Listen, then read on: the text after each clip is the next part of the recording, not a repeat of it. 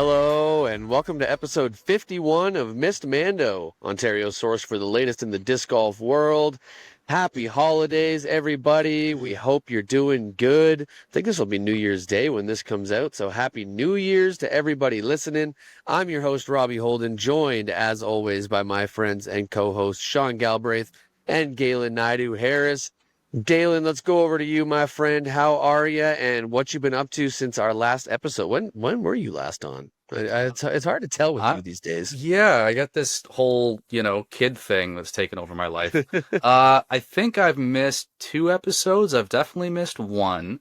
I've been good, man. The only round of disc golf that I can recall playing since the last time I was on was actually no, there were two. There was the opening extravaganza at King's Forest, the Golden Horseshoe Doubles. I played with my good friend Freddie Arsenault, and we were decidedly mid in that event, but had a blast. It's always fantastic to get out to King's Forest. I missed the hell out of that course during I was going to say the off season. It's our off season, but like the on season when they don't have disc golf there.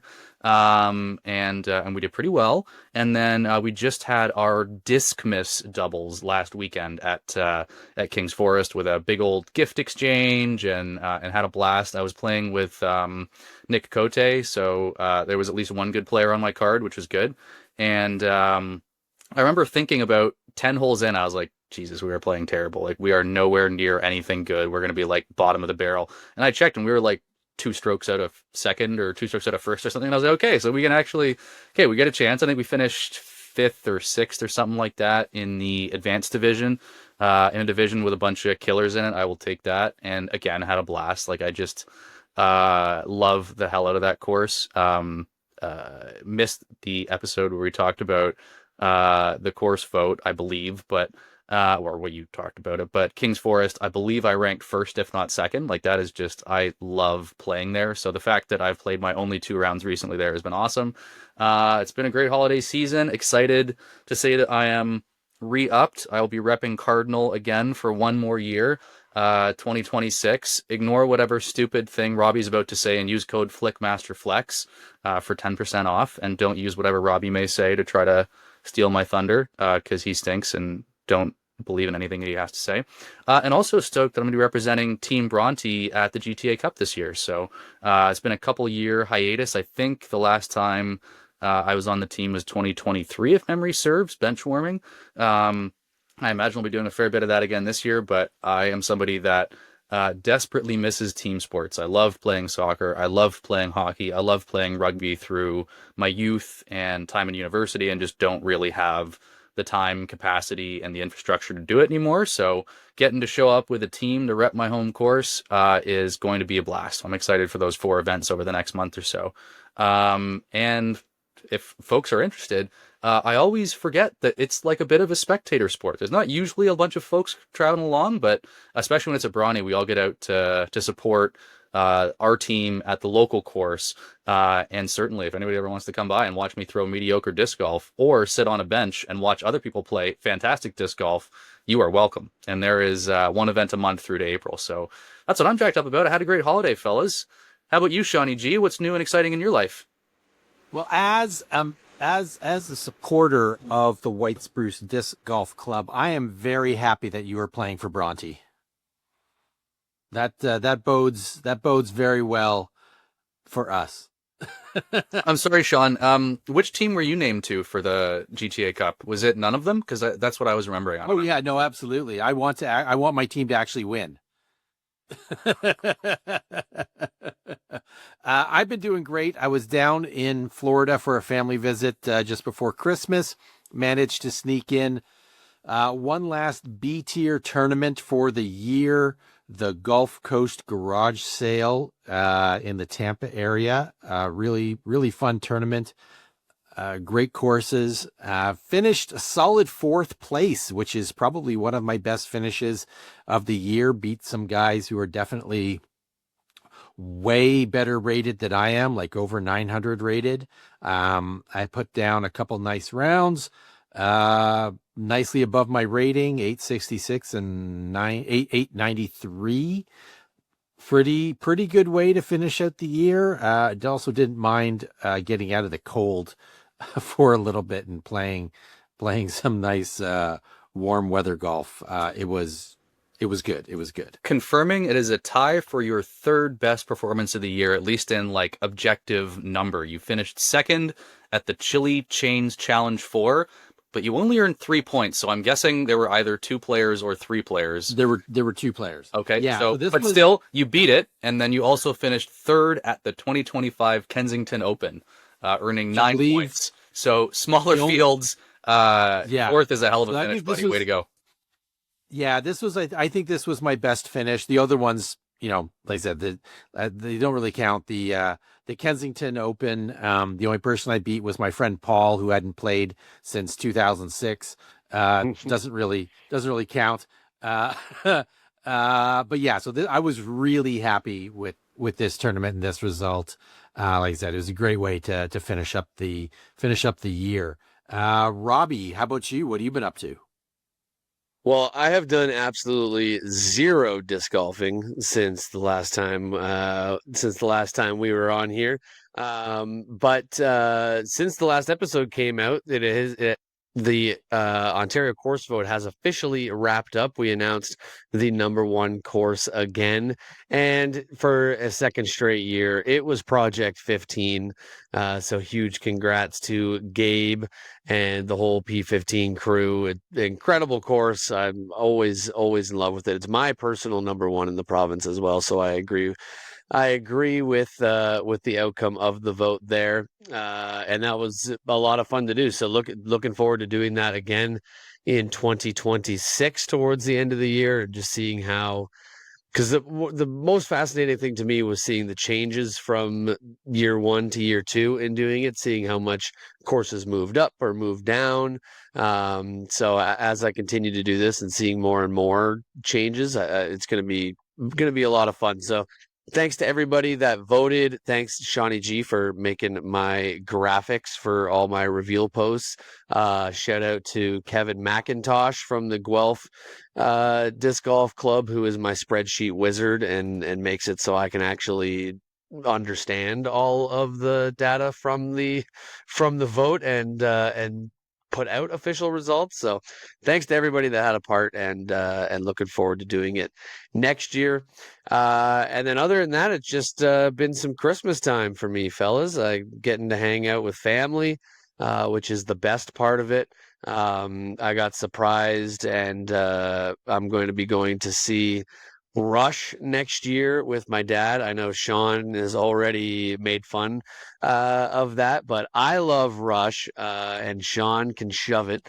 Rush is a great band, and grew up listening to them, grew up loving them. First time I will ever get to see them play live, and we'll get to go and do that with my dad, which is going to be amazing. I also got, and I'm just going to roll backwards real quick. Yeah, shout out Robbie for having, a gorgeous smile and correct opinions, unlike Sean, about the band Rush. Yes. Thank you. I also got this pretty awesome custom 1,000-piece jigsaw puzzle from my dad and stepmom. And for those not watching, it's just a photo of me playing disc golf, but 1,000-piece puzzle made out of that. And it was kind of funny to me because they also got it for my stepbrother and his now wife, and my sister and her boyfriend, and both of them got lovely couple photos. I thought you were going to say that they also got Robbie disc golfing as their gift. I was like, wow, he's really proud of his son. That would have been hilarious. No, they got lovely couple photos, and mine was me playing disc golf, because that is the true love in my life. Fucking A, buddy. I hope you know it's going to Yeah. be a massive pain in the ass to build with all that black. Like your shirt and your pants being the same color. You're going to have several hundred pieces that are indistinguishable from each other. So, all right. Yep. Yeah. Plus all the, just kind of blurry green background from the branches and grass and stuff. It's going to be one heck of a time. But that's all right, because I've been enjoying getting into I've been doing a lot of Lego lately, which has been my thing. But I'm sure puzzles will go along with that too. Just kind of put on a movie and occupy the mind a little bit. Super fun. But yeah, that's all that's been going on with me. I was supposed to play with Sean yesterday, but Mother Nature had other ideas about that. So hopefully we'll get a reunion on the course sometime soon. But instead, we've got our faces here on the screen, and we've got a fun show ahead. We're gonna get into we got no tournaments to break down this episode, but we've got some registration, of course, some sponsorship talk, and we are going to give the results of our fantasy team draft from the teams that we drafted at the start of the 2025 season. See who came out on top there. But first, we are going to send it over to our feature interview for this episode, and we are very excited to welcome Ben Smith to the show. We will be right back on Missed Mando. All right, we're just behind the scenes here. We're just waiting for Ben Smith to pop on for an interview. Hopefully he's still able to. And so Robbie and I were just messing around, and we've got a little bonus drop-in segment that I'm going to add into the show randomly. What we're doing here, we were talking about players and sponsorships and rumors and who's going where and who's leaving what. And so Robbie had the idea to see how many players could he name their sponsor.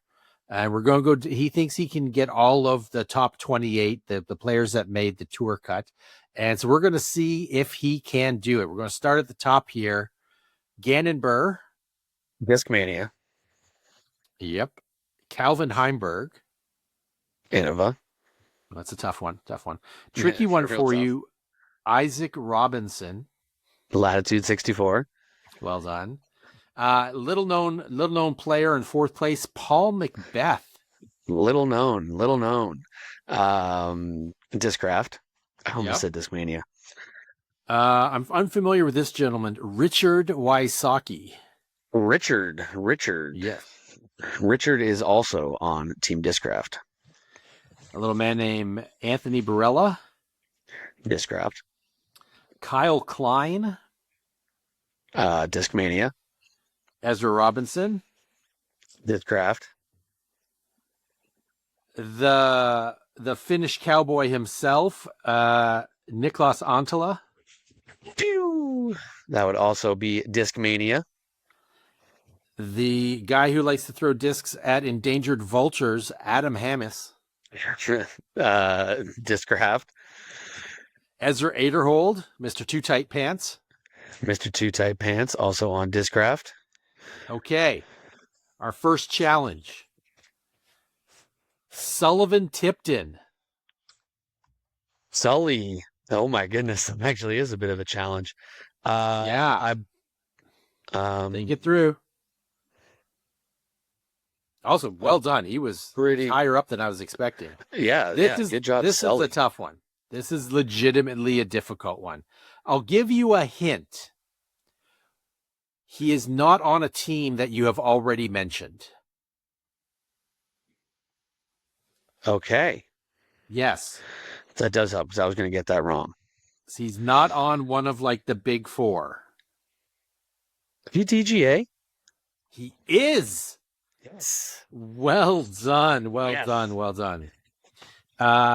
Next, Goose Gossage. His current. Yes. Currently, as we're recording on December 31st, 2025, Goose is Discraft. Correct. The best putter on tour, Andrew Marweed. Andrew Marweed.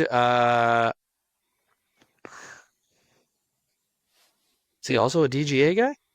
Yes, he is. Well done. Where was it? Andrew Marweed. Cole Radolin. He is also DGA. Correct. An up-and-comer named Simon Lizotte. Up-and-comer. Love that. Yeah. MVP. Okay. Now, this one, we got another challenging one here for you. And frankly, I'm looking it up right now because I don't know that I know the answer to this. Give me a sec here. Who's he with? Okay. Oh, wow. No, I will be shocked if you get this. This will be impressive. Evan Smith. Evan Smith. Yep, this is where this one would have taken me out. He has. I feel like something in my head came up, Prodigy, but I think I'm mistaking him with Aiden Scott, who I believe is Prodigy. Evan don't Smith. know Aiden's. Yeah. 17th in the Pro Tour standings. Wow, solid. Shout out Yep. Evan Smith. Another hint. You have not named this company yet. Okay. Yes. Well, then I am going to go out. I'm going to go out on a limb. I'm going to. Prodigy doesn't have like anybody, I don't think. Ain't got I'll, much. I'll guess Prodigy. So close, but not really. What would have been your second pick? Of ones that I haven't guessed yet, that makes it tough. Could be. I'd say 3 years ago, this would have been one of the top ones that you would have guessed if you had to guess.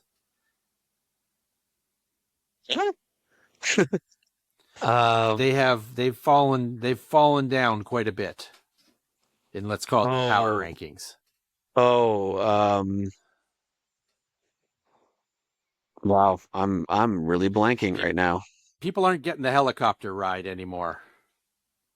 Dynamic Discs. Dynamic. Wow, I completely forgot about dynamic discs as a Everybody company. has. Sorry, dynamic. Yeah, so he is on dynamic. So what did I get? What did I get to? What number did I get to? 17th. Not even close to my goal. Yeah, and let me see here. I think you probably could have gotten. I think you could have gotten the rest of them. Let's see if you could. Okay, so Chris Dickerson, Discraft. Gavin Babcock. He is Discmania. Correct. Corey Ellis, current. He just left this company. Yeah. Bradley Williams. Innova. Correct. Luke Taylor. Luke Taylor is Discraft. He is. A Michigan boy. Casey White. Casey White is still Discmania. Correct. This one might trick you up. Paul Kranz. Paul Kranz is MVP. That's right. Well done. Yeah. Well done. Yeah, I knew that one. Eagle McMahon. The MVP. Mm-hmm. Mason Ford. Mason Ford. We're literally just talking about this. We were literally just talking about it. The only team member they have. Prodigy? Dude, we were literally just talking about this before we hit record. How we just, come on, you got this. What? Was he under? They got the pickle putter. That literally nobody else is on this team. What is it? Clash? No, it is not Clash. It is Mint Discs. Mint Discs. Yep. Yeah, we were just talking about to that. round out the top 28, Andrew Presnell. Discraft. And Matty O. Matty O. Oh God, who is Matty O sponsored by? Oh, I wouldn't have expected this to be a trip up. Matty O. I didn't see Matty O like at all last year. He's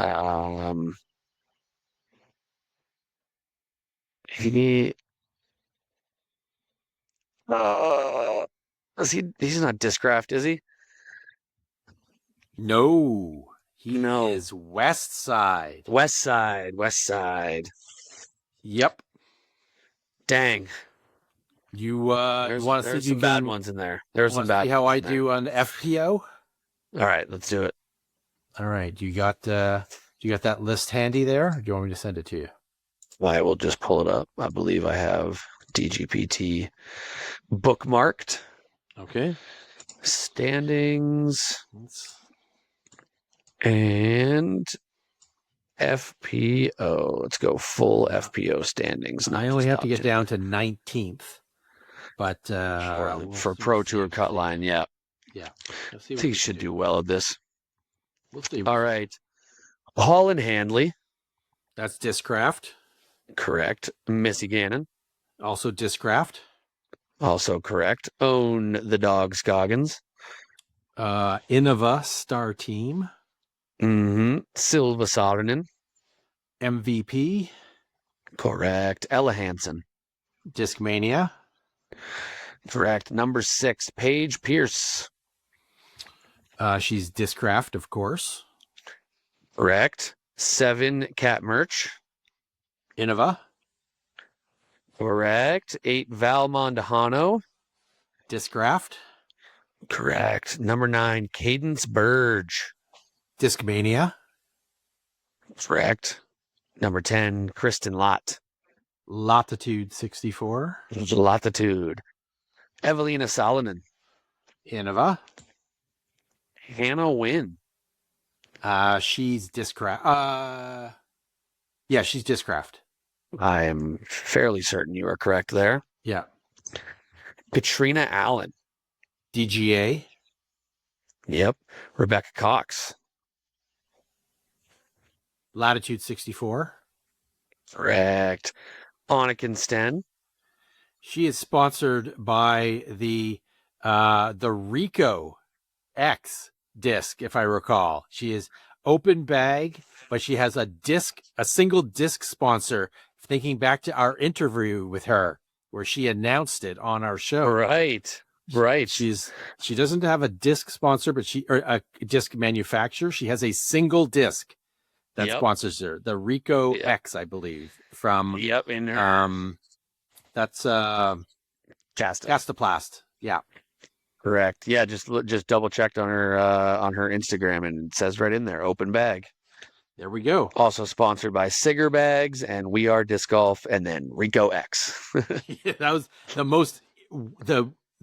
probably the most unique and weird sponsorship on tour. Yep. The only one I can think of that is sponsored by a single disc. Yeah, I think so. Next up, number 16, Hannah Blumrose. Innova. Correct. 17, Jessica Gerthy. Also Innova. Correct. Number 18, Lisa Fakis. She is formerly Innova, but is open bag these days, I believe. And I wouldn't say. It says that she is sponsored by Millennium. Oh, she's on Millennium.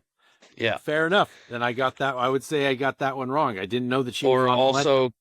Also could be a single disc thing, because I'm just going off of her Instagram bio. Mm-hmm. It just has Millennium Golf Discs Falcon Orion LS. So the Millennium Falcon. The Millennium. Hey. Yeah. Hey, I am so disappointed that I didn't pick up on that immediately. You know that's why they named it that. As soon as I said it. And Orion is the plastic, if I recall. She's on the same team as a friend of mine, Lauren Butler. Oh, and I think she has a post thanking Millennium for a great season. Cool. So I would say that, So I made it down to 18th. You made it to 18. Beat you by 1. The last in the cut line, because it does show all the way up to 19th here, is Madison Walker.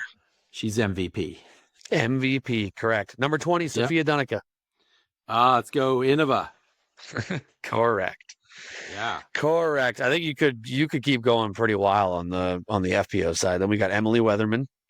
Innova. Correct. Haley King. Who is she with these days? I'm trying to think if I actually know. Is she Discraft? I don't think so. I feel like she's bag? I feel we like were just looking. We were just looking at the Discraft team and thinking about it, I don't remember seeing her name on there. And True. I know she left Innova. Going by her social media, yeah, it looks like she is not currently sponsored. Okay, yeah, she's open bag. I didn't think so. Yeah, Interesting. definitely interesting. Yeah, I don't see anything in the social media to suggest that she is sponsored. Interesting. Okay. So yeah, I'd say we did pretty good. We did solid. Yeah. I just pulled up the list, and let's see here: Raven Klein, Dynamic, Rebecca Dawn. Let's go, Innova. Yeah, She needs to get that team promotion, definitely. Alexis Mondojano is Discraft. Allie Smith. What is Allie Smith on? I want to say DGA. I know she used to be on DGA. I could be wrong. I could be because I definitely have wrong. an Allie Smith disc.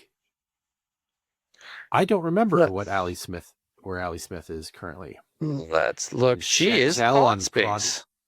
That's right. Of course. She's on Thought Space. Her disc is the Mantra, which is a disc that I throw. Like that's a I bag a mantra. Yeah. Absolutely great. We got Chantel on Prodigy, Deanne Carey. I think she is Prodigy as well. Her and AJ Carey. The only player to not accept my ruling on his throw at the MVP Open. AJ? Yeah. I think there was an F-bomb muttered under his breath as he walked away. Oh. Yeah. I don't know if it's at me or at the world. Who knows? We got Kona, that's Innova. Elisa Midling, that's DGA. Jen Allen's Innova. Jennifer Smiley. Where is Smiley at? I'm pretty sure I actually know this. She Discmania? I feel like it's MVP. Oh, you're right. It is MVP. I remember seeing her at the MVP Open at the like signing thing. Yep, sponsored by MVP Disc Sports, according to her Instagram bio. Cool. Well, this was a fun little diversion. What's that? I said, I know ball. Well done. I'd say you know ball too, Shawnee G. It's almost like we host a disc golf podcast. And are obsessive with this stuff. Yes. Well, that was a fun little diversion while we wait for Ben, who still hasn't checked. Yeah, I have no idea where this is going to appear in the episode, so I don't know if this is the end, if this is the start. I don't know. Hello, people listening. Hello, people listening. Hello, our listener. This will either be in place of our interview segment, in which case, we'll try and get Ben on another time. Or correct. It was great having Ben on the show, and we really learned a lot from him, and we're very excited about all the future stuff. We got some. We got a multiple choice ending here. Exactly. We don't even know where it's going. We really don't. All right. Back to the show. Well, welcome back to Missed Mando. Moving on now to some Ontario news. We're going to get into in a little bit some course vote talk as that finally wrapped up, as I mentioned in the intro. But first, Shawnee G, let's send it over to you for some upcoming registration talk. Registration already? I know. 2026 has been kicking off with some registrations. We've got the 14th annual Sudbury Ice Bowl going down on January 10th. Registration is open for that, and there's still lots of space left. The next one, the FRDG Extinction Level 2 tournament, is going down on January 17th at Tottenham. This is the one that went down at Home something park up in Aurelia, where it was, you get a glowy disc and it had the amazing dinosaur extinction poster because it was a comet event. This one has only 24 players and it seems like it's sold out, which is a small number of players for a course like Tottenham, but maybe reach out to the TD there, see if there's any more space left if you want to get in on that event. And certainly not least, but last, registration for Foxwood.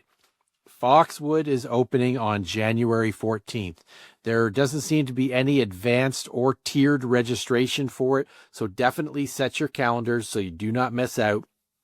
As always, this is a 3-day, 3-round A tier going down in Baden, Ontario at the Foxwood Golf Club, and it is a major on the Ontario Tour. You do not want to miss this event. It is always amazing. Sean O'Reilly puts on a great tournament there, and registration is opening for that very soon. Oh, it's exciting. That's it for registrations before our next episode. We will cover more next time as they start opening up for 2026. I'm so excited. 2026 tournament season is quickly approaching. It can't get here fast enough as we're currently getting buried under more and more snow here in Ontario, and I just can't wait for spring and more tournaments, and definitely the Foxwood Open. Always remember, like I like to remind people here on the podcast, if you see a tournament on Disc Golf Scene that you are interested in, click that little follow button that you see up there. You'll get email reminders for registration and all that good stuff so you don't miss out. More registration talk on the next episode, I'm sure. But doubling back to what I was talking about before, the 2025 Ontario Disc Golf Course Vote is officially in the books. If you've been following along on the new Disc Golf Ontario page on Facebook, you've seen all the posts. I did a daily post of all of the top 10, which is really, really fun to do. I always like to get people that are involved in the courses to write a little breakdown, or as Galen's pointed out, ask him to, and then not even use his. You never ask two people to do the same one and then throw one of them in the garbage. That's never happened before. Yeah, don't not recommended. Realizing afterwards that maybe actually get someone from Guelph for the Eastview post, and even though Galen is somewhat close to that and familiar with the course, I think the local ones are the best. Not to say that yours was bad, Galen. It was a great write up. Yeah, no, you made your own. You made your own retaliatory post. Yeah, no, I totally disagree. I think you don't get somebody from Guelph to write about the course in Guelph. I think you get somebody whose first name starts with a G and ends with something that rhymes with Schmalen.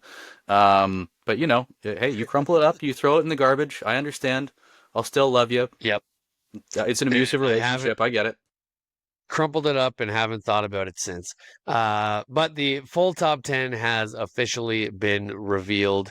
And let's give a little rundown of the top 10 course. Number 10 was Eastview Park in Guelph. Number 9, the Albion Albatross course out in Caledon. Number 8, La Fortune out in Caledonia. 7, Toronto Island, of course. Where else? On Toronto Island. Number 6, we have Wolf Tracks at Bondi out near Huntsville. Number 5 was the always awesome Newcastle Disc Golf Course. Number 4, we had an absolute staple in Ontario, Christie Lake out in Hamilton. Number 3, making a huge jump from its spot on the course vote last year and well-deserved, Cedar Creek. Number 2, we've got Hope Goat.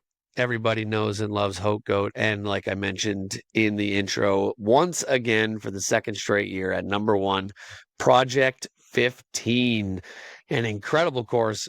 Gentlemen, what are your thoughts of the overall top 10 list? Shawnee G, let's go over to you first. We are so fortunate to have so many amazing courses in this province.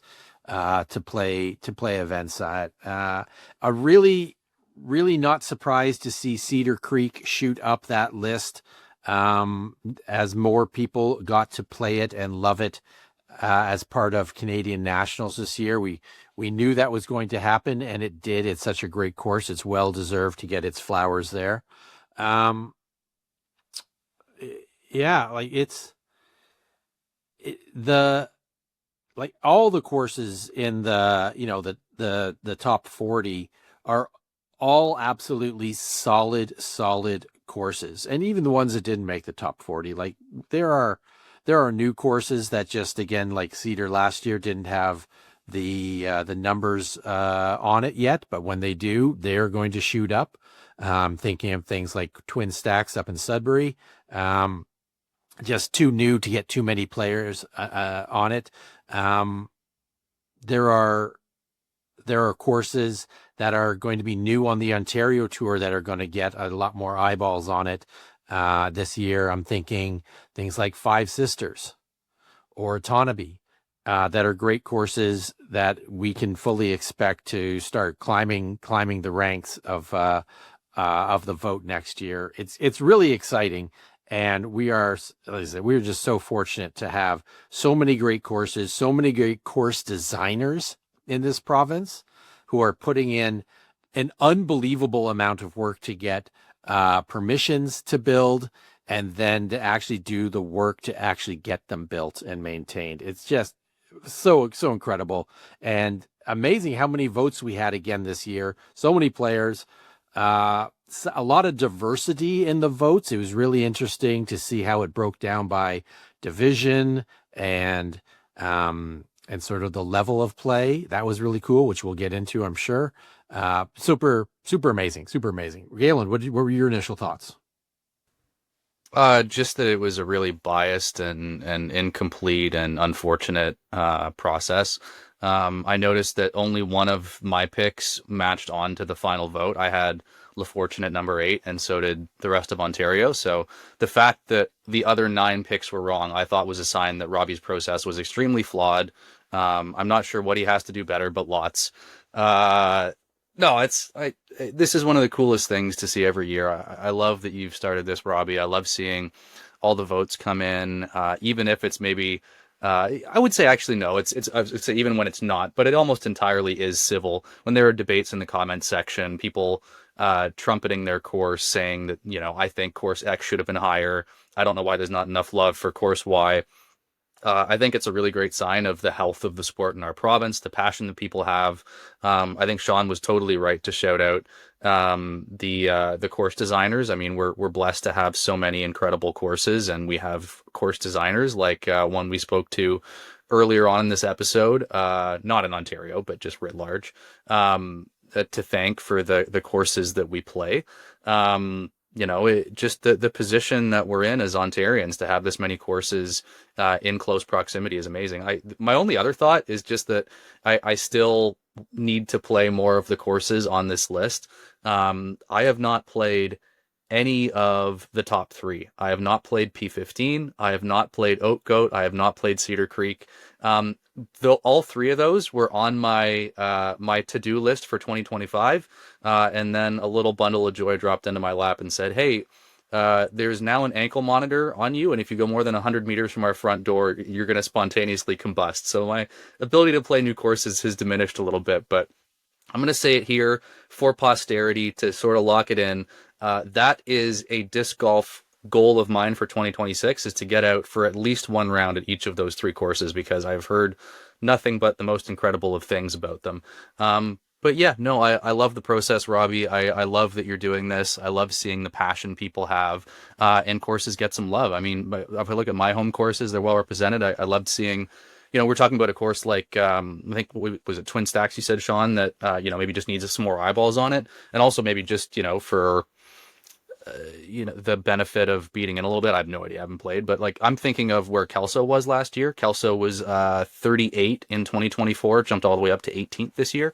I think that's partially the course being exposed to more people. It was, there for provincials. We had conservation series, 2 events, one in 2024 and one in 2025, that would have shown the course to more people, but also just the course breaking in, people taking down trees and branches and opening up lines and, sort of like a little bit of the roughness around the edges getting trimmed off. So I'm really excited to see the results this year, and I look forward to seeing what courses climb up a little bit and how the list changes next year as more people play more courses, and as more people like playing those courses alters the courses, and volunteering at those courses alters the courses. So nothing but praise. I know this is very out of character for me, for you, Robbie, and for all the course designers and the players that voted. Yeah, it's awesome.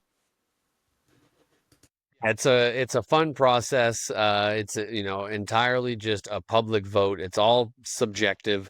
There's definitely going to be people that don't agree with things, but really, it's just all for me is just about showcasing the great courses that we have in Ontario. We do have so many. It was cool to be able to expand the reveal this year to a full top 40 instead of last year. I think we just did top 25. So full top 40 this year, and all 40 of those courses are great courses in their own right, and deserve getting played. So it's always cool to be able to come up with a full top 40 list. And like in the springtime, as people are getting out to play, I'll post that again and be like, add, if you haven't played some of these courses, add them to your bucket list this year, and get out and experience more places, play more disc golf, and just share in the love of the game, which is really all it's about, is having fun doing this silly little sport that we love. But we also, all of us, voted individually on this as well. So let's get into a little bit of our personal. We won't do full top tens, but personal top fives, and we'll kind of go roundtable style here. Galen, I'll throw it back to you. What was your number 5? Sounds good, buddy. I had Christie Lake at number 5. Please remember that my list is going to deviate a little bit from what you guys might have and the list overall, just because those courses right at the tippy top are not ones that I've had the privilege of playing just yet. But yeah, Christie's got a really warm place in my heart. I feel like it's, a lot of courses are, but it is just a spectacular place to play in the fall. I just have like images of like the leaves sort of falling off the trees up through the first 3 holes. It's got a nice diverse set of different lines. There are forehand holes, backhand holes, a couple of proper rips where you're getting a disc out north of 300, north of 400 at times, depending on the layout that you're playing. Some tight wooded fairways. I really, like, in my rankings, tried to reward courses that have a diversity of different options, both like hole to hole and just sort of like player to player, like courses that you can enjoy if you're an am, a pro, that poses a challenge but is also accessible to everyone. And I feel like Christie Lake embodies that for me. So I had Christie Lake number 5. Shawnee G, what about you at number 5? I will also just quickly say that Christie Lake, it's not in my top 5 personally, but I did have it at number 6 in my own personal vote. So not far off there. Christie Lake is a fantastic course. Agree with you there, Galen.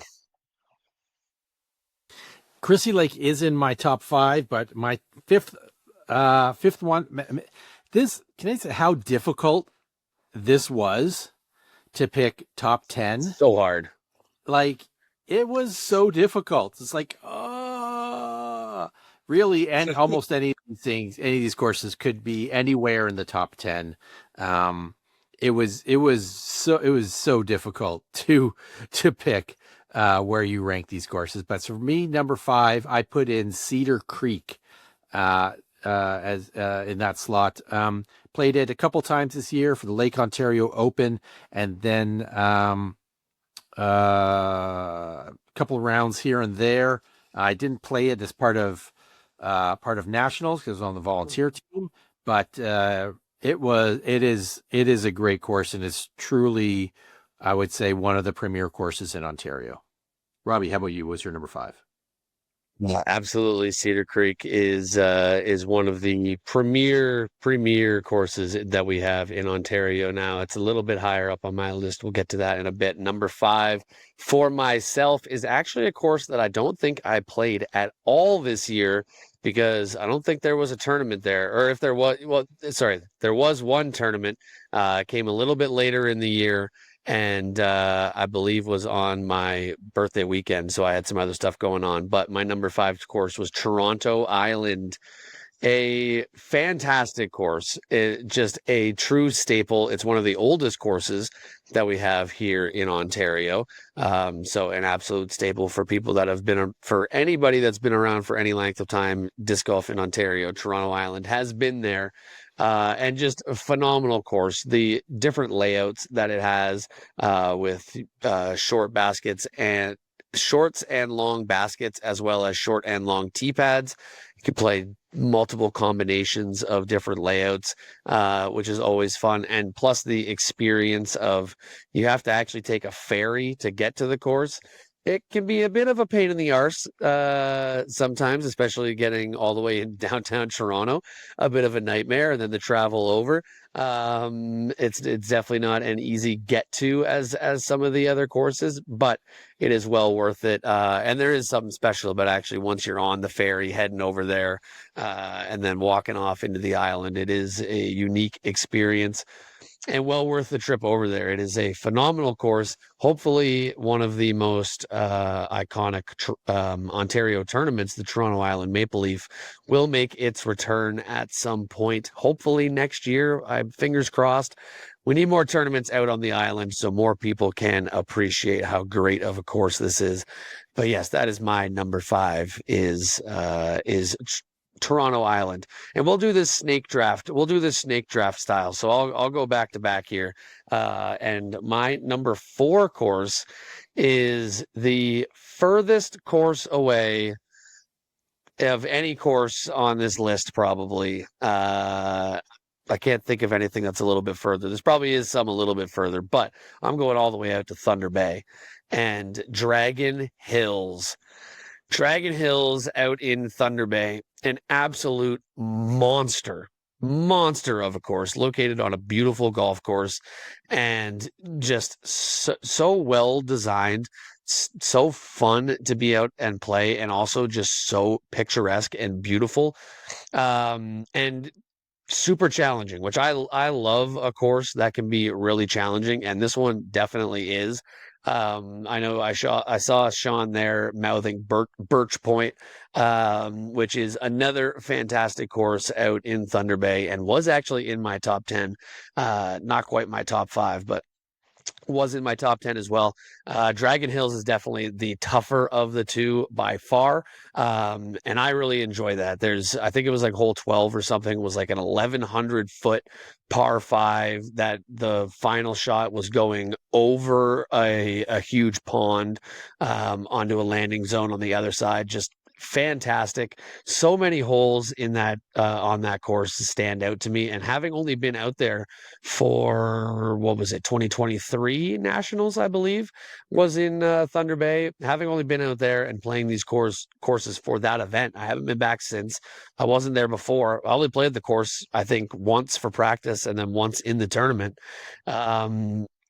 Just in that limited amount of time playing left a huge mark, and I can still close my eyes and envision basically every single hole going 1 through 18 on that course, and made for some great rounds too from some of our top tier pros. I know a lot of people probably remember Kalen Schatz's unbelievable round out there when he went par, par, par, and then finished with 15 straight birdies. Absolutely scorching and putting in a really good effort to try and win nationals out there. Casey Hannemeyer, I believe, ended up winning it. But super great course. So that's what I've got at number 4, Dragon Hills in Thunder Bay. Johnny G, back to you. You muted, I think. Yeah, you're super muted, buddy. Thank you very much. My number 4 is Christie Lake. I mean, all the reasons Galen said, it's super fun. I don't have a big arm, and so it's a great length course for me. Hole 4 is just truly evil. Absolutely love bombing hole. What is it? 6. With whatever the message is that's carved into the grass. What a super fun course! And then when you get the extended crazy layout, the 27 hole version layout, it's just super fun. Great events there. Absolutely great course. Galen, what is your number 4? Yeah, lots of respect, of course, for Christie at 4 since I had it at 5. Both of my next two courses, are we gonna do the snake draft on the way back this way too? I'm gonna say are super off the board. I don't think either of them, yeah, neither of them cracked the top 10 for Ontario. Neither of them were particularly close to the top 10 for Ontario. I have them at 4 and 3. So at number 4, I have Winter Farms. Finished 20th for the province overall. I think a little bit of it for me is nostalgia. One of the first courses I ever played was Winter Farms, but when you get a 30 plus hole layout, when you get a course that has some long bomber shots, tight wooded fairways, forehand holes, backhand holes, where a level of attention and detail and care is put into manicuring the fairways, where you can just go and spend like a day blasting. Like I fucking love Winter Farms. I have such a great time playing there. It just has everything I'd want out of a disc golf course. And I feel like it's almost like packing when you play the full layout, a couple of courses into one, because you get to play, the open sort of fielded course, which has diversity of its own, and then the tight wooded course. So yeah, a lot of love for Winter Farms. I've got that at number 4. And number 3, also off the board, 14th in the province, Dads of Muskoka. I am a massive fan of Dads of Muskoka. I usually get up to play it when my friend Brad Sharp and I, who used to live down here in Milton, but now lives up in Bala, are getting together for a round. It's just off the 400. Largely tight wooded fairways. Another course is just stunning to play in the fall. Great place to play golf between like September and November. The leaves are changing. The lines open up a little bit when they're not so full of foliage. Mostly shorter, sort of tight shots. I don't know, Sean, if you've played it, but if you don't have a massive arm, it's a course you should enjoy a lot. It's got a couple of longer holes, but largely sort of to the 200 to 250 range, but just picturesque, tight wooded fairways, but still challenging. So, number 4, Winter Farms. Number 3, Dads of Muskoka. Sean, what did you have at 3? My number 3 was the Albion Albatross course. This thing came onto the scene, and it punched really hard. This is a tough course. Definitely championship level course. Has some really fun lines, a great mix of lefts and rights. If you've got the arm, it's there, but the pars seem very fair. And with the extension this year coming up of some red tees, some shorter tees, I think it's just that the quality of that course is just going to continue to grow.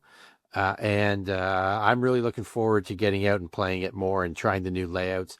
And while it's not on the list, the Birdie course is definitely one of the best 9-hole courses in the province. Absolutely. 100%. Robbie, over to you. Number 3. Great courses. Great courses throughout all of this, really. Dads of Muskoka actually is one that I still haven't played, unfortunately. But from everything that I've heard about it, the description and everything, definitely going to be a course that I will love. So I need to get out there for sure. Next time you're heading up, next time you're heading up north, it really is the tiniest jog off the 400. It is an exit, and you're like a couple hundred meters away. So I don't know, next time you're heading up to Thunder Bay, Sudbury, wherever, pack in a couple extra hours, like make that space for yourself to do that and play. It is so worth it.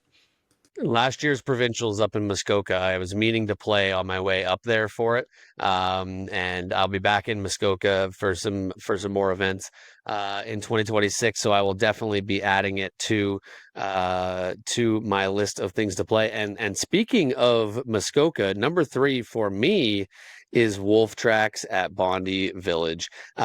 Just a magical property.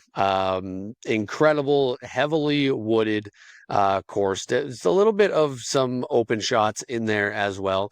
But for the most part, playing through the woods. I'm very fortunate to have on multiple occasions played this course in the fall, it's just so beautiful to be heading up north in the fall, despite it being a little on the chillier side. Just the views are incredible. It's also a special course because it is where I met for the first time none other than Galen Naidu Harris when we played together on round 1 of the provincial championships in 2022. We were on a card together, had never met this guy before, and we had a great time on that card. It also was one of the, to that point, craziest rounds and best rounds that I had ever played, after a not so good first round where I shot an 897 rated -2, and was all the way down in like 20th place. I ended up, well, I was 13 under through 18 holes, making a huge charge in the second round, but it wasn't just an 18-hole layout. There were some extra holes, and in the last 3 holes, I went double bogey, birdie, bogey, to kind of fall off, but did still move up 8 places into a tie for third, finishing on the podium at provincials in MA2. It was just incredibly fun, and since then I've played it multiple other times for just casual rounds or for other tournaments. I've played another provincials since then. Oh yeah, for those watching right now, you can see the card pick from that day, and just insane vibe. Vibes were off the charts on that card, Galen, and at a great property, Wolf Tracks. It's one of my favorites in the province. I will always, like I said, for either tournament or for casual rounds, I will always enjoy getting the chance to go out to Wolf Tracks. And then you've combined that with some other great courses that are in the area, because for us here in Southern Ontario, it is a bit of a hike to get up to Wolf Tracks. So if you're up in that area, you might as well check out some other courses, and then you combine that with some other gems that they have up in that area, and you've got yourself one hell of a disc golf weekend. But Wolf Tracks is definitely the gem of the bunch, and that's what I've got as my number 3 course. My number 2 course, I think I've mentioned this. I've definitely mentioned what my number 1 course is before, but before we get to that, number 2, I've got Cedar Creek. I played it for the first time leading up to Nationals this year and was just blown away by all the work that has gone into this property. It looked incredible for the tournament. It is incredibly tough. It definitely beat me up a bit at Nationals, and even in the practice rounds leading up to the event. Although I think my in-tournament round was actually my worst scored one. Go figure. But it is incredibly tough, yet incredibly rewarding. And I think there's really purpose in every hole. There's one hole that I'm not a huge fan of on the property, and that is it.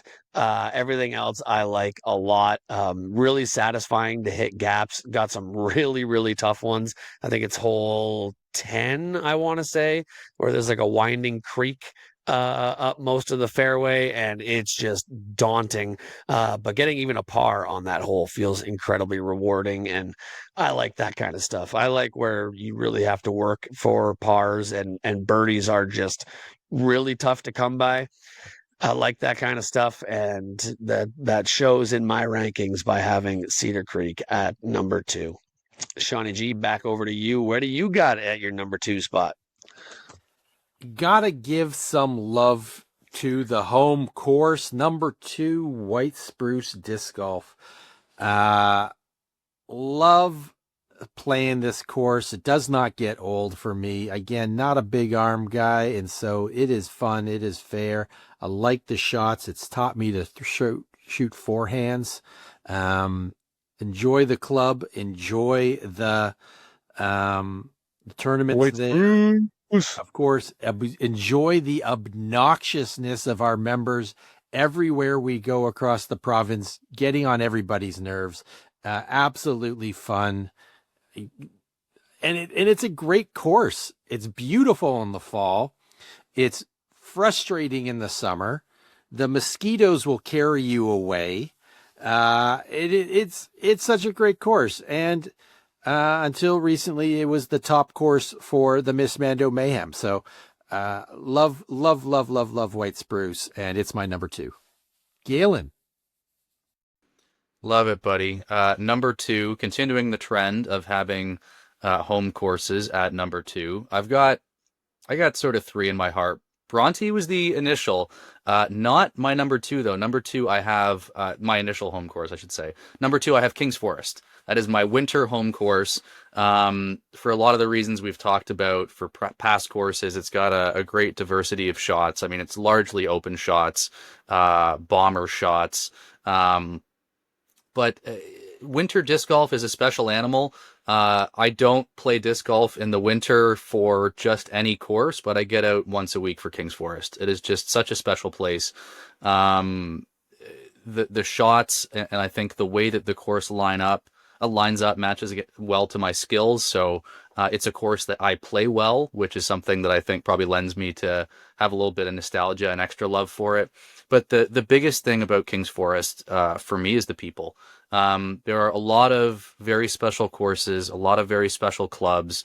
But I would challenge anybody to put any club up against the King's Forest Disc Golf Club, and I think you're going to lose. Not in perhaps the actual skill level of the players, but the camaraderie, the love people have for each other.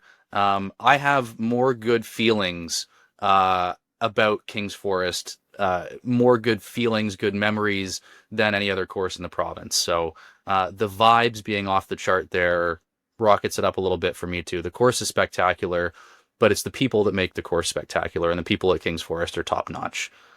And rounding the corner, completing my top 5 in the number 1 spot, I have a course about which Robbie just waxed poetic. I have Wolf Tracks at number 1. Again, with the caveat that the courses that the province believes are the top 3 are not ones that I've had the benefit of playing just yet. I've got Wolf Tracks number 1 for all the reasons that Robbie mentioned. I mean, it's got some open bomber shots, but a lot of tight wooded fairways. And again, a course where I have a lot of great memories. I mean, it's something where those of us down in the GTA or the GTHA in Robbie's case, we don't get up there as often, and when we do, we try to maximize our time there. So I feel like a lot of us, certainly I, will go up there and like camp and spend a weekend. If I'm up there, I'm not just up there for an afternoon. I'm up there for 2 or 3 days. In the environment at the course, the players there, the hosts there. I mean, you know, Kevin does such a great job of showcasing that course and sharing it with the world. And I have had just such a blast playing at Wolf Tracks. It's my number 1. For me, I don't know why. We've talked about this, each of us so far, about a course that we love playing in the fall. For me, this is like the quintessential fall course. Like there's something ineffable. There's something magic about playing Wolf Tracks around the fall. And for me, it usually provincials or knock or whatever the major tournament is, a couple out of the most recent years has fallen on my birthday weekend. So it's a little bit tougher to swing this sort of thing now that I've got a baby, but I was able to get away with it this year. So, you know, next year, God and Brenna willing, I would love to get up to a fall tournament at Wolf Tracks as like a little birthday treat for myself, because there is no better event on the disc golf calendar for me than one that takes me up there. So King's Forest at number 2, Wolf Tracks at number 1. Sean, what is the top ranked course in Ontario as per the SGR, the Sean Galbraith rankings? It was mentioned, I forget which course it was, that so much work was put into it. I think Robbie said it about Cedar Creek. And for me, my number 1 course, so much work has been put into this course. So much love, so many little details, so many little highlights. It is, I think, the best integrated ball and disc golf course I've ever played. I think it sets the standard for it. That is very tough to beat. My number one, again this year as it was last year, is Newcastle. Newcastle Disc Golf. I absolutely love this course. It is so much fun. It is challenging for me. It is the lines are tight and difficult. It's got a couple nice big bomber holes. I'm thinking like 18 is super fun. It's so great. And then I love the little things, the love that's put in, the Plinko board, the little gnomes everywhere, the water wheel, the amazing work in the bridges. And you play this course for what, like a 10-15 bucks for a day pass? Like disc golf, even on private courses, is a bargain. What a fantastic course. Nice to see it get played as part of nationals. Pretty cool that FPO played it, even if it was, probably the easiest course at FPO. Certainly that Paige Pierce played all year, I'm sure.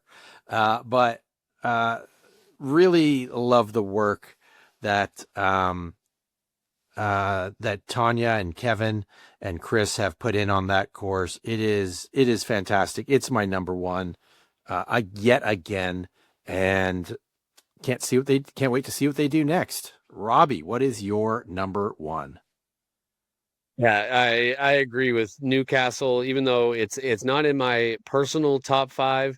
It's an incredibly fun course to be at, and it's the little details on the course that always blow me away when I'm out there. Like all of the handmade signage when you're finishing hole one and you're walking through the gate to hole two, and there's that big welcome sign. All of the railings and stuff that are all made from wood, and stairs, and just fun holes. I mean, one that I'm not a very big fan of, looking at you, Plinko. That hole is absolutely madness. But it's got one of the coolest features before you play a hole that I've ever seen on a disc golf course, a legit Plinko board, that you can slide your mini down. And I wonder how many people actually go through a round and will actually count what they get on Plinko as their score. Like, is there an option for before you get to hole four, it's actually a scoreboard for the Plinko? Because it tells you birdie, par, double bogey. It tells you. It's incredibly. I think it was Rachel Dubois. Galen's giving me the head So shake. it's Dubo, nailed it, but I'm Rachy Dubs. Don't be silly. Yeah, Rachy Dubs. Yeah. Sorry, Rach, for butchering your last name. When I did the course vote last year, I'm pretty sure it was her. She described it as a whimsical gem, and that's such a perfect way to put it. So big shout out to Newcastle. But for my number one, and I've mentioned this, I think I mentioned it in the intro, because I share the opinion of the voters in this course vote, and my number one is Project 15. I fall in love with disc golf over and over again when I'm out at Project 15. It continues to evolve into just an incredible disc golf experience. Even like changes that have happened recently. The new hole one, gold tee is an incredible change that I think really adds a lot to that hole. Uh, and you go through each hole on that course, and it's incredibly special. And we obviously, when it was announced last year as the number one, we had Gabe Robinson on for an interview, and you can tell it's the way that it is because of the love and passion that Gabe has for it. The postcard stamp theory and puzzle theory that he was talking about in that interview, just incredible. I love listening back to that interview. I can listen to Gabe go on and on about course design and his mad scientist course designer ways. for hours. And he sure likes to talk about it, so he can go on for hours. But that's a good thing. And he's crafted a true gem of Ontario disc golf, and the people agreed. It was number one in total votes. It was number one in most number one votes received, and ran away with the overall points as well. So well deserved to Gabe here, and I can't wait. It sucks that it's a little bit further from me, that I can't get out there more often, because every time I know I'm about to play Project 15, I am giddy with excitement, and just fall in love with it all over again. Just because it's so punishing when you get off the fairway, but if you execute, you're going to be rewarded. And that's the type of disc golf that I love. Plus, I mean, being in the Canadian Shield, you're going to have some weird footing on your second throws. So it's going to challenge you in a lot of ways that you might not expect. So Project 15 is my number one course. Gentlemen, how about we shout out an honorable mention course, something that wasn't in your top 5, maybe not even in your top 10, course that you want to shout out. I'll kick it off because everybody that has listened to our recent shows has heard me go on in nauseum about this course, especially when we had Corey Murdoch on the last episode, and that is Mountain View Disc Golf on St. Joseph Island out towards Sault Ste. Marie, and a true hidden gem of Ontario disc golf. It is. I'll preface it by saying that my preferred style of a disc golf course is definitely wooded. I love playing through tight wooded lines. I'm also not like the biggest, I've got a decent arm. I can throw decently far, but I'm not elite distance in the, I play in MA1. So in the MA1 field, definitely not elite distance by any means. And this course isn't going to challenge you distance wise, but it will challenge your gap hitting. And that's the kind of stuff that I personally love. So this course from start to finish is incredibly fun, incredibly rewarding, can definitely be very tough at times. Lots and lots and lots of trees to hit, which when Sean and Corey collab on a Missed Mando Mayhem out there sometime, will be very adamant to anybody that plays it. But definitely worth a trip. I've said it countless times. It's out there. It's a hike to get all the way out to the course, but well worth it. And hopefully we will see lots and lots of people out there for Knock in 2026 to finally experience this gem of a course, because it is one of a kind. Charles, go next. So this is a course that it's a winter only course. It is one that I always look forward to opening up. It is one of my favorite little 9-hole courses in the province. It is Toronto's Dentonia. This is a really fun little, mostly lefty friendly course, which I love a lot as a left-handed thrower. It's such a fun little course. Really, I'm glad that it is open again for the season. I hear there's going to be a glowy event coming up at Dentonia early January. Check out the Facebook group for that. Dan Rice, Dr. Glow, is going to be putting it on. That will be super fun. The first glowy event ever held at Dentonia. It's such a great little course. It's really fun as part of the Toronto Open when they expanded to a temporary 18-hole layout.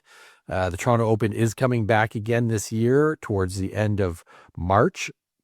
It's being collabed again with the King's Forest event the same weekend, so people will be able to play both events. Such a fun little course, really great. So that's my honorable mention. Galen, what is yours? I think in the spirit of doing an honorable mention, I want to go a little off the board again. So it was actually my number 6, but I don't know that it was anywhere near the top of the Ontario course vote. I'm going to go Abbey Gardens. I've only played there a handful of times, but every time that I have has been so memorable. It's got that it fulfills the postage stamp theory. There are some just really gorgeous, absolutely picturesque shots, looks off the tee. It's a challenging course, but the pars make it accessible to anyone. I have a very memorable ace there, my first ever tournament ace, where I did not pay in to an ace pot, and since then I have always paid into the ace pot, which has rewarded me once. But a great ace off a tree on a downhill shot. But yeah, it's a stunning course. It's not one that I feel like gets as much traffic or love as it deserves, which, fairly so. It's not near any dense population centers, but if you get a chance, you should definitely check it out because it is a spectacular, spectacular course. So my honorable mention goes to Abbey Gardens. Now, fellas, what do you say? Why don't we hop into our next segment? Sadly, I have never played Abbey Gardens. That is one that is definitely on my list of ones to check out. But man, we are truly blessed with so many great courses here in Ontario, and as more and more and more and more snow falls, I just can't wait for spring so I can get back to these amazing courses that we have, and hopefully check out some new ones. I've still I think I'm up to, I think it's just over 70 total courses played officially on my, keep track on my UDisc, 74 actually, and all but 3 of them are in Ontario. So hopefully 2026 brings some more outside of Ontario for me as well. I'd love to go to BC at some point, check out some courses out there. But also that Ontario list needs to grow. And just in this last little bit of talking about it, Dad's of Muskoka and Abbey Gardens both on that list of ones I need to check out. So very excited for that. We've got lots here in Ontario. But yes, let's move on to our next segment, and let's actually jump into our season recaps. The fellas wanted to do a bit of just talking about our own personal seasons, and what was accomplished through the year. And I'll kick her off. I'll try and be a little quick on it. It was a down year for me in terms of overall tournaments played, compared to how I have been the previous 2 seasons before this year, when I played 29 and 30 tournaments respectively in those last 2 seasons. But I was down to, I believe it was 19 this year, so still up there. I'm definitely play lots, more than Galen played in 2025, I'll tell you that much. Just a little bit. But a couple of big accomplishments. First, I'll say that one of the most rewarding parts has been the Mist Mando Mayhem tournaments that we've been doing. I'll save more of the talk about those tournaments for you, Shawnee G. I'm sure that's part of your breakdown, and that is definitely Sean's baby and his brainchild. But I do what I can to help out. Next time I'll try to actually be on time, unlike out in Niagara Falls. The other ones I've been good. I've been on time at the others. That one not so much. But it's been incredibly fun to get to go out to these courses with Sean and see the diabolical wheels in his brain churn as he's coming up with these lines and trying to be a voice of reason on behalf of the players to reel him in sometimes. Sometimes there's no reeling Sean in. It is what it is. But nobody seems to mind because everybody at these tournaments is always having so much fun, and we always get the best, like, the rave reviews afterwards from people. Doesn't matter, you could have taken a quadruple bogey on every single hole, but you had fun the entire way through it. And that's the theme that people have come to expect out of these tournaments, and they keep getting bigger and better each time. So Yeah, I'll leave more of the details on that to Shawnee G, but it's been incredibly rewarding part of my season. Also getting to travel out to new places this year. I got out to Sault Ste. Marie for the first time, played Gaps Gambit and experienced the course out there. Cannot wait to be back in 2026. And on the course, I had I'll say in true roller coaster Robbie fashion, it was a roller coaster at times.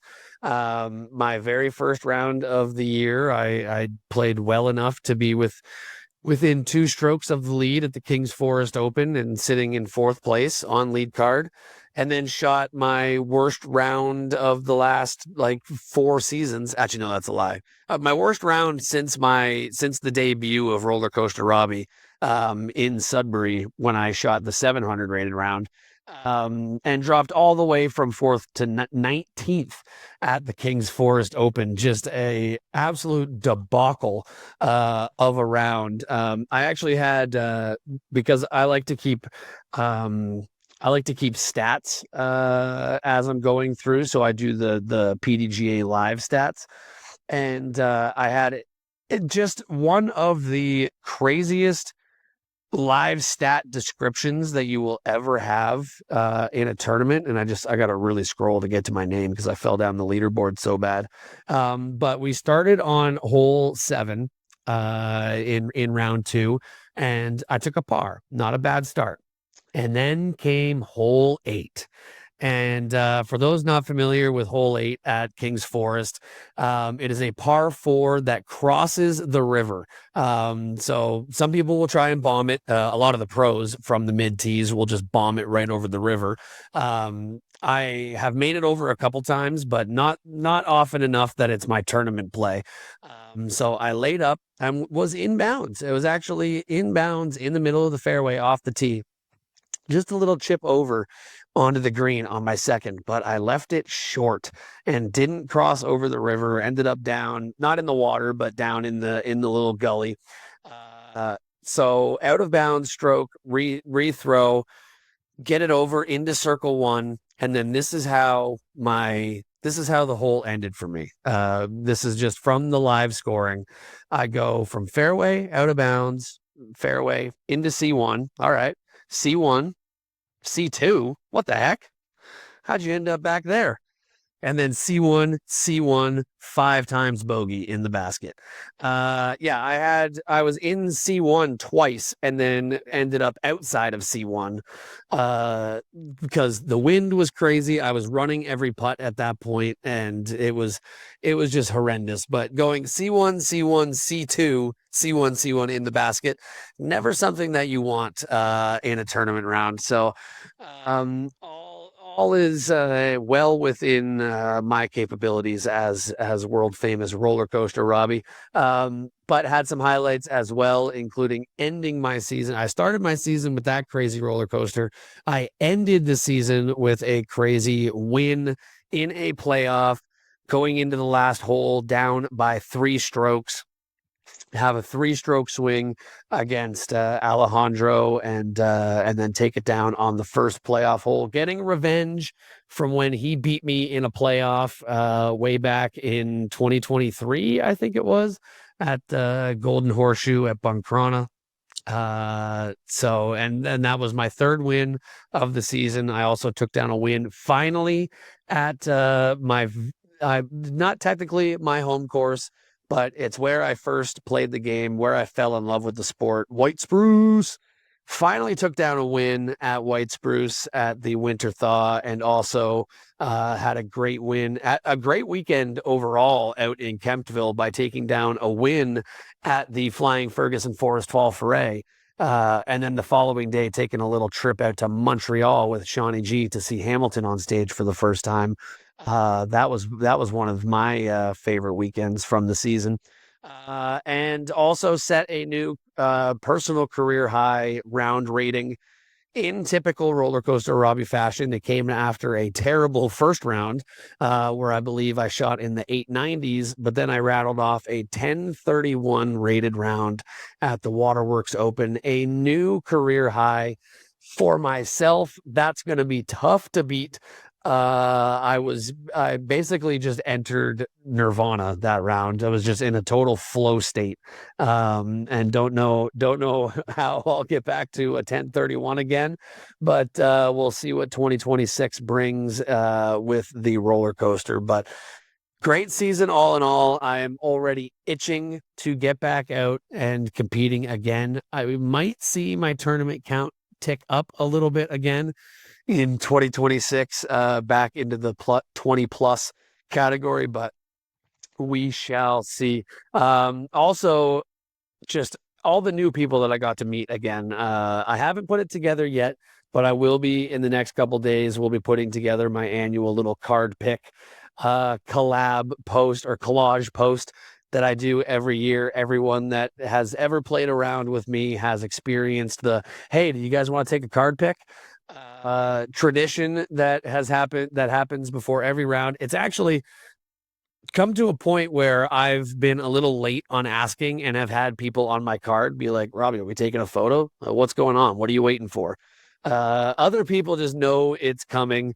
So shout out to everybody I got to play with this year. It's my favorite part of the sport is the social aspect and getting to meet so many awesome people, including you fellas, who, if not for this sport, we would not have crossed paths and be doing this this silly podcast together. So I guess that's the final thing that I'm definitely thankful for in 2025 is you guys and this podcast. We are now on 51 episodes.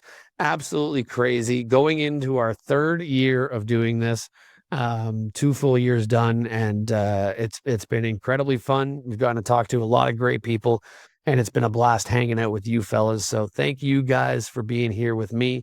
And yeah, that was my 2025 season. A great season, and can't wait for more. I'll throw it. Whoever wants to go next, you can go next. I don't want to go next, but Sean, I just want to key in on something that I don't know if you heard Robbie say about a minute and a half ago. But right before he talked about that great 1030, yeah, I know I tune him out too, but this caught my attention. Before he talked about the 1031 rated round, he mentioned he had a terrible round, an 890. Can you imagine ever shooting an 890 and being like, that was awful? What a terrible round I shot? Because I can't. 890 would have been probably about my 6th highest rated round of the year. Yeah. What an asshole. Anyway, I also didn't Rated doing that. I can also go next, but looking at our order in the on the screen here, Sean, if you want to hop in next, I'm happy to throw to you.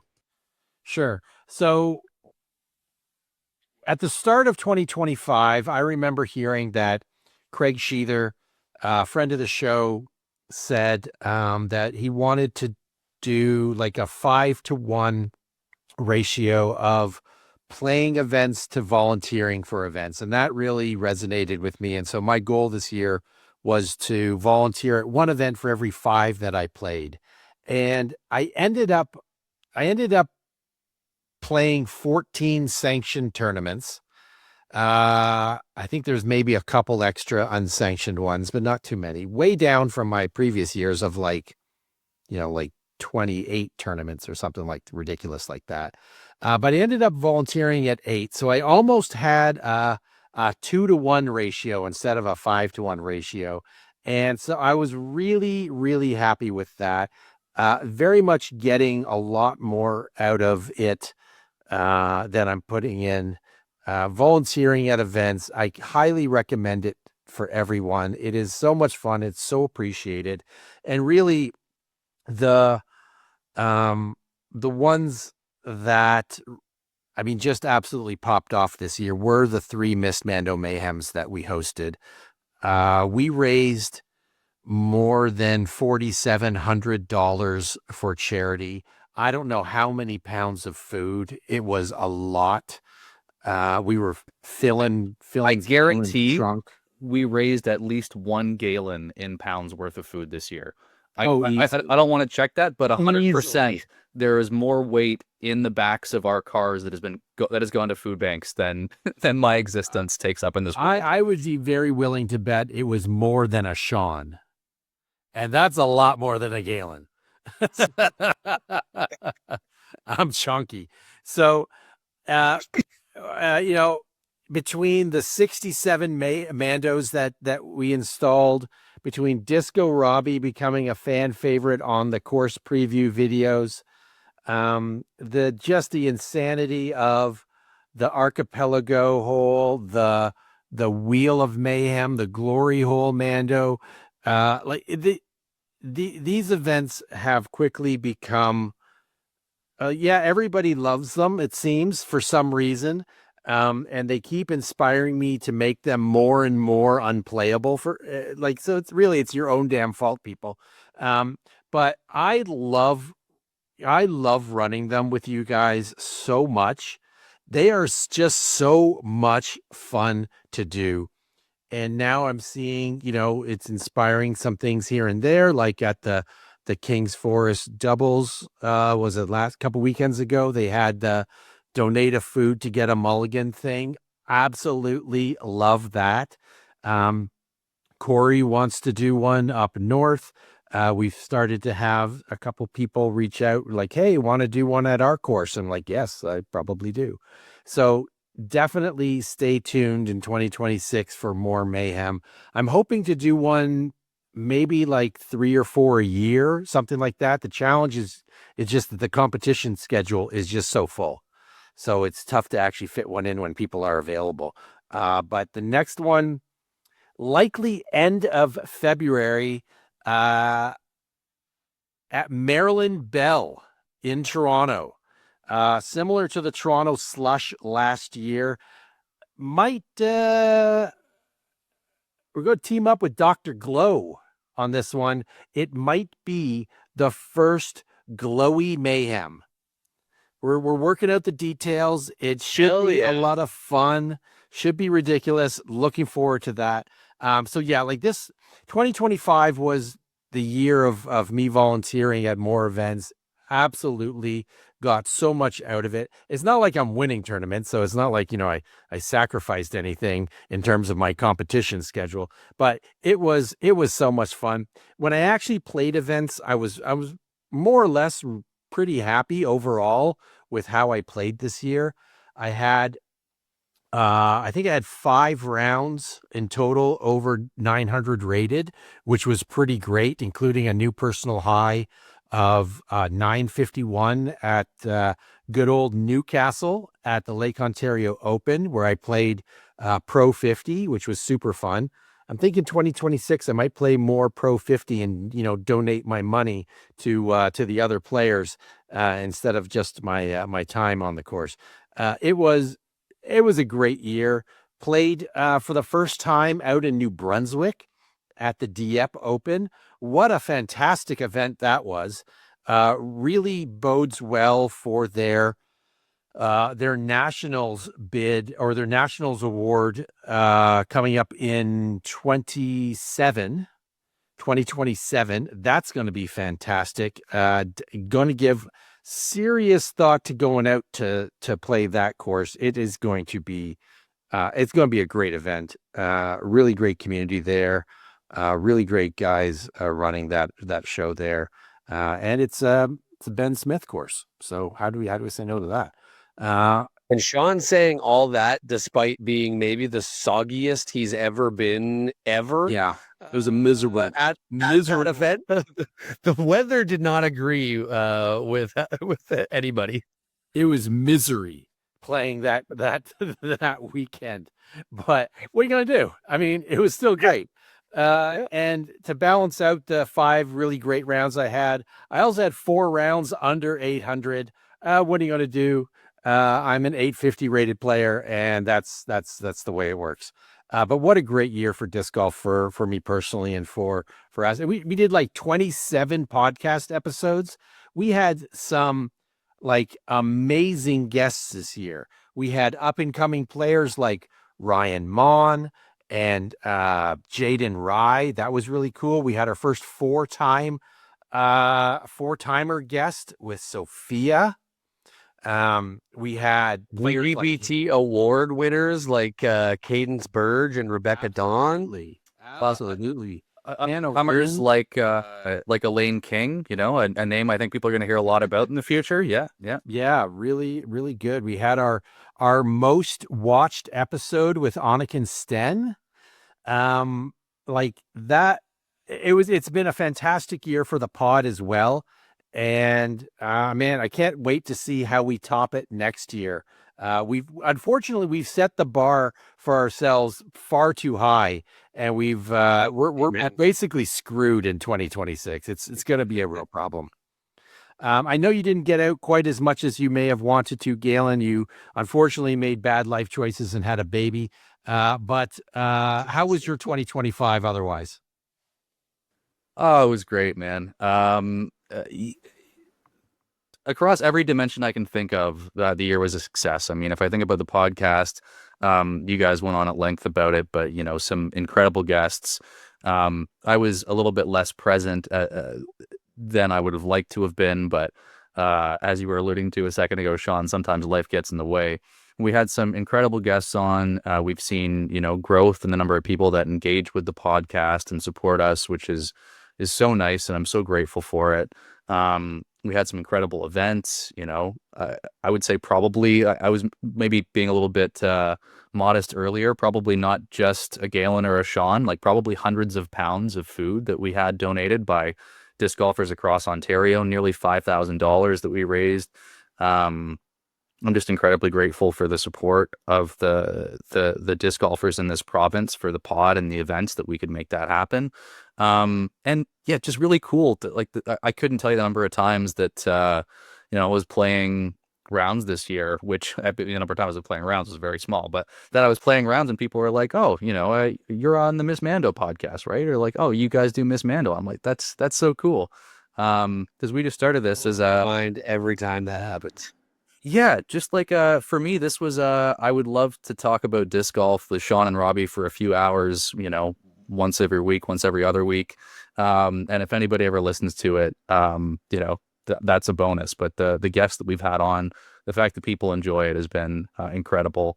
Also got to welcome my daughter into the world this year, which is not disc golf related, but I'm going to shoehorn it in because I have been, as often as I can, handing her discs to play with. Like, she is very content to play with anything that you hand her. Yesterday, a packet of ramen kept her entertained for like an hour. It was great. And anybody with kids will know that anything that keeps your child distracted is a major win. But like, I shit you not, she has a power grip that is better than some of the players that I play with. The one of the first reflexes, going back to my days learning psychology in university, that kids have is the grip on both their hands and their feet from our monkey days. They needed to be able to grab on to mom and dad's fur to not fall off and hit the ground in the jungle in prehistoric days. And she has captured that to the nth degree, because she will lock in a power grip on a distance driver, and it is tough for me to get it away from her if I try. So I look forward to, in future years, when she is doing things in the world, sharing disc golf with her.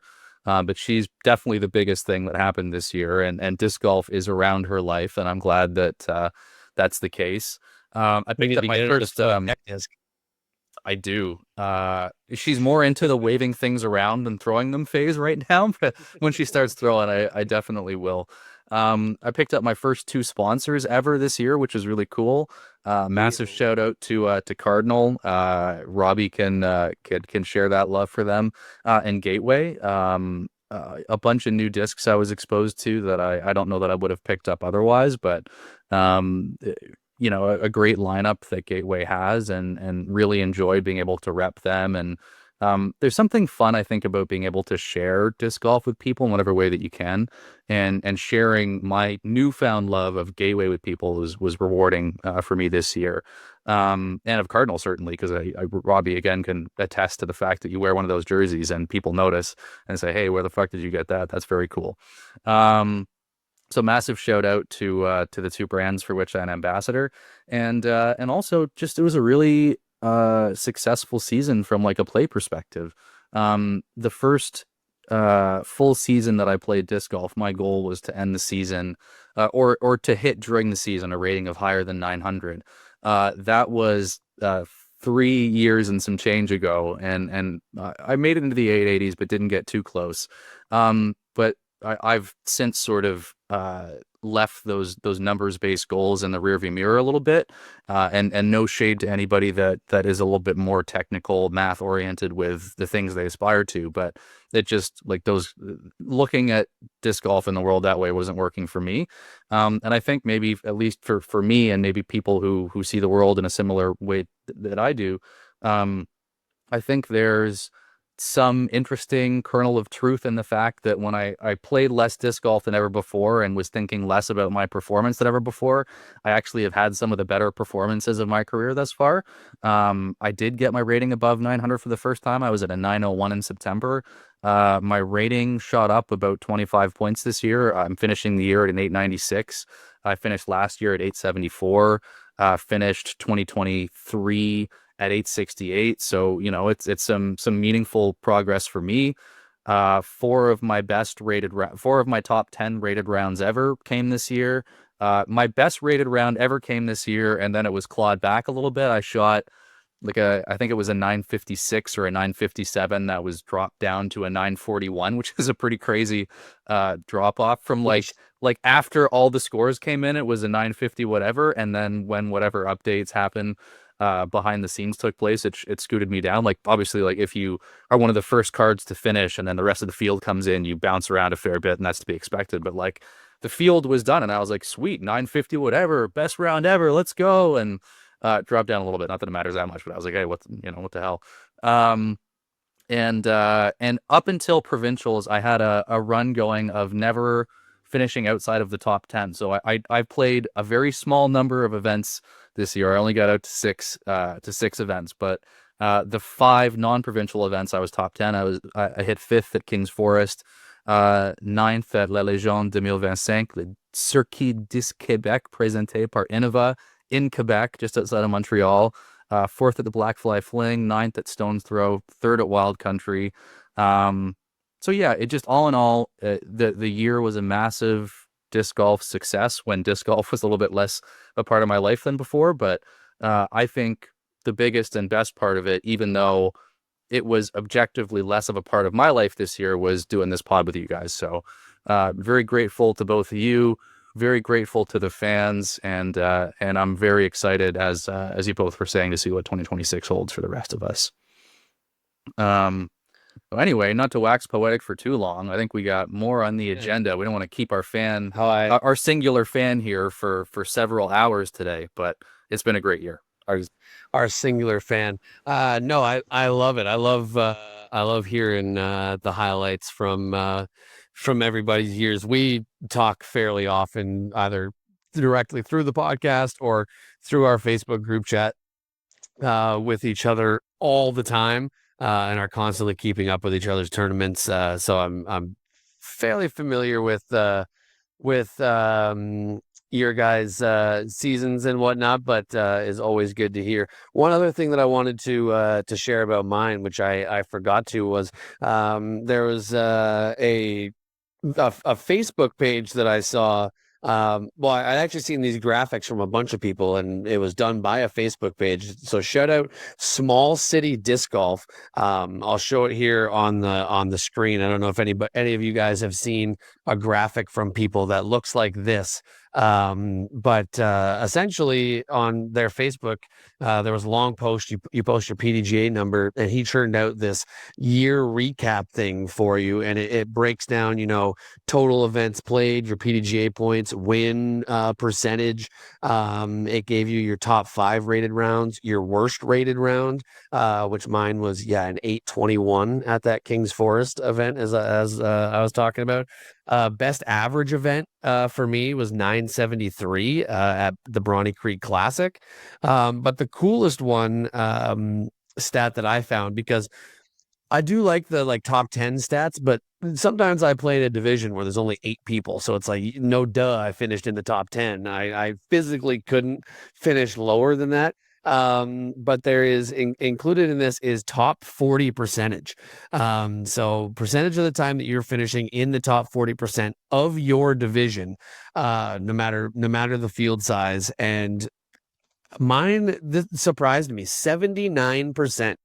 15 of my 19 events, I finished in the top 40% of the MA1 division that I was competing in. 3 wins, of course, which is 16% of my events. 3 wins feels like, I mean, obviously, like that's the most wins I've had in a season. That's definitely a successful season for me. But it feels even cooler when you say 16% of your tournaments. It just bump that number up a little bit. Just feels a little cooler. And then top 5 rounds: 1031, 995, 990, 984, 982. All but one of those was in the second round at tournament. So I think my strategy to try and get better in 2026 is to just play better in round ones, I guess. All my good rounds are in round 2, apparently. But 79% top 40%. I thought that was pretty cool. So anybody that is curious about getting a round recap, it also, if you play in multiple different tiers, there's even a tier breakdown. So I played in 3 A tiers, 4 B tiers, 12 C tiers. It tells me strokes from each. In all the C tiers that I played, I had 1,628 strokes through the year, 2,803 strokes total. That's a lot. That's a lot of throws. And as Shawnee G always says, why show up to play less? I certainly played a lot of disc golf in 2025. So if anybody else is curious about getting a recap like this, check out Small City Disc Golf on Facebook, and you'll see the post. It'll come up right away because it's got hundreds of posts from people, and all you got to do is like and follow them, I think, and then comment your PDGA number, and they got it done like in literally the next day for me. So pretty cool breakdown for anybody that is curious. But that is, we have had a long show. It's been a great end of year show. We are recording in 2025.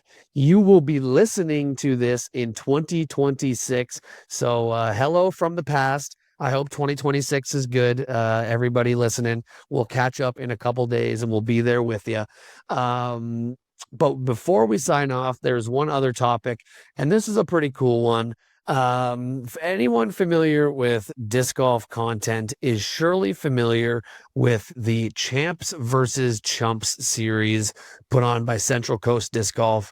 There's so many great iterations of it that they've put out, including some in Canada, and a new one in Canada back out in the summer when Shawnee G went out to BC and Smith Lake Farm.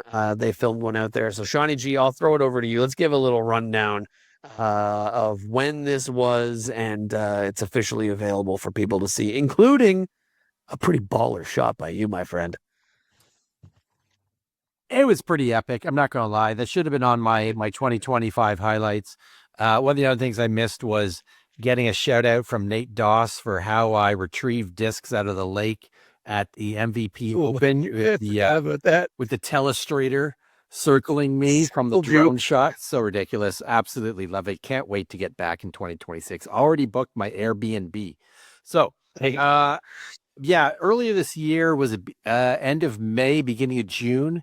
Gabby and I went out to Smith Lake Farm in northern Vancouver Island for the disc golf camp that they had there, put on by Sophia and Thomas and Nate Sexton and Chance Stad.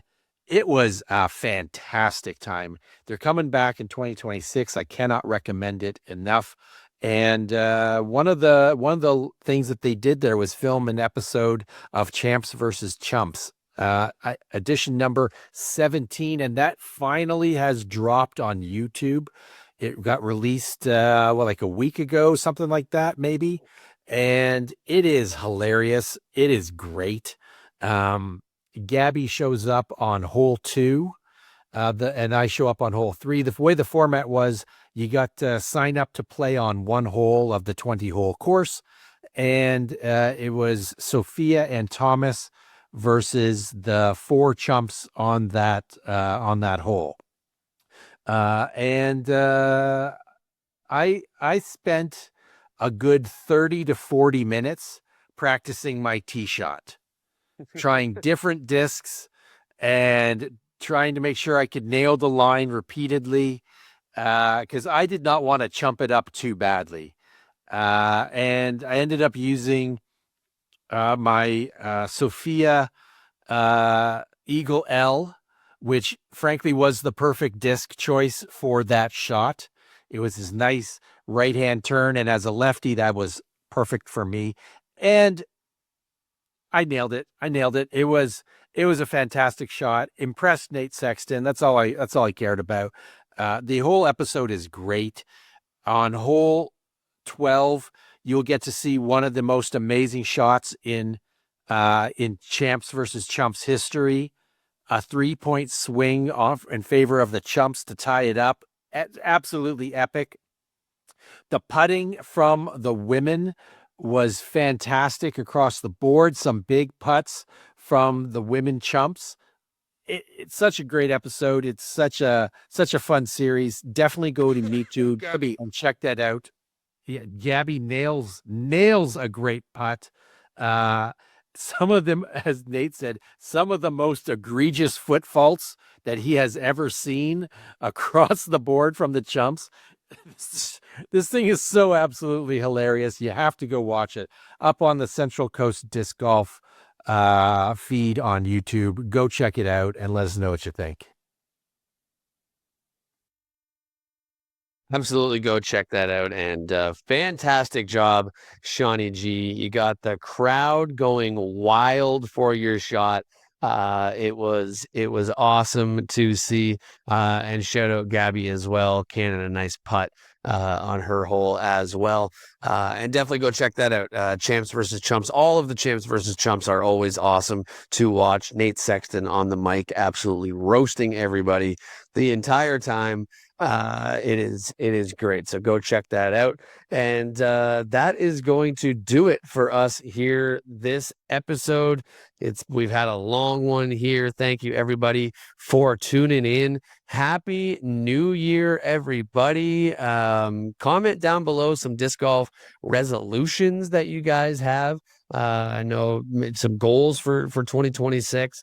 Let's hear from you. What are you looking forward to in 2026? Or even what were you proud of in 2025? You heard a bunch of stuff that the fellas here are proud of in 2025. Let's hear some of yours. Leave a comment down below. But that is going to do it for episode 51 of Missed Mando. And for Sean Galbraith and Galen Naidu-Harris, I am Robbie Holden saying so long, and we'll see you on the course.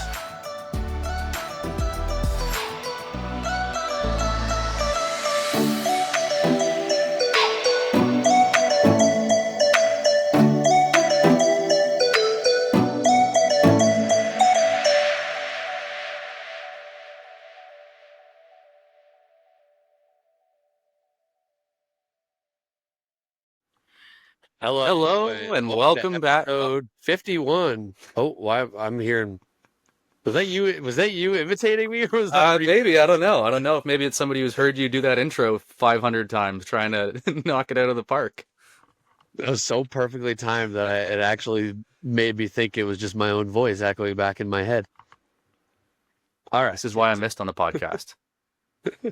Annoying things like this. Get out of my brain.